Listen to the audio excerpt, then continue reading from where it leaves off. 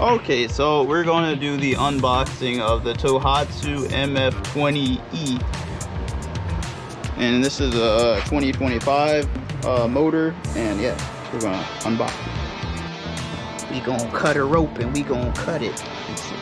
Cut that. Let's see.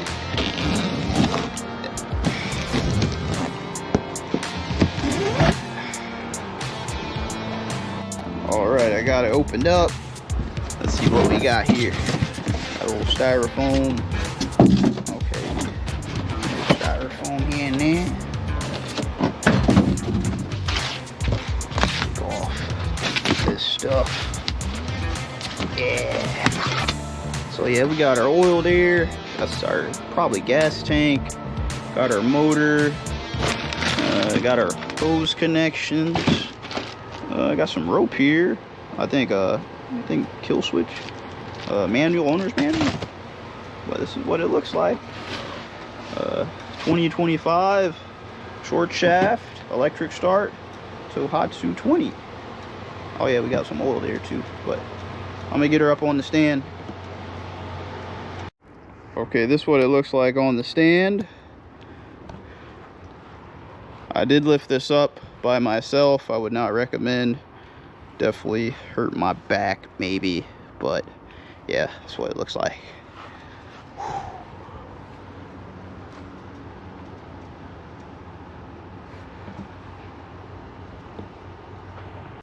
Okay, so make sure you read this. It says no oil in the engine, so we need to add oil. So that's what we're going to do next. We're going to add a quart of oil. It takes like 1.07 quarts, so we're going to get that quart in there. All right, so when I bought this, it came with the SAE 10W40 Tohatsu motor oil. So I took the cap off the crankcase or whatever, and that's where the oil goes. So I'm gonna get that put in there, and I'll see you. All right, we got our oil in there. Let's pull out our dipstick, see what we're working with. Okay, and that's perfect. So now we got the correct amount of oil in there. So about a quart of oil will get you there. A little bit of oil there in there. Okay, now I'm gonna crank over the motor with the pull start just to get the oil a little bit moving. All right, so we got our gas tank connected, and not connected, we got it assembled, sorry. And we're going to go get gas for our Tohatsu outboard, and we're going to try to test start it.